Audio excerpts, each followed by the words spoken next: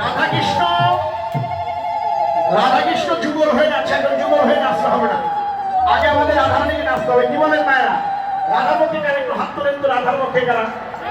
রাধারানীর পক্ষে এই মাত্রই কয়জন? আচ্ছা কৃষ্ণের পক্ষে কারা একটু হাত তোলেন তো ভাই। বাহ বাবা, এ বাকি আছেন নাকি রাধার পক্ষে? হাত তোলেন দেখি তো। হ্যাঁ, এখন দেখি রাধারানী কেমন নাচে। আগে রাধারানী নাচুন, তারপরে আমাদের বলা।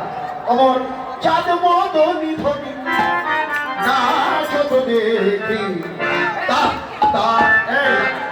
একজন আসেন রাধার পক্ষে যে আসে, হ্যাঁ তা তা হইয়া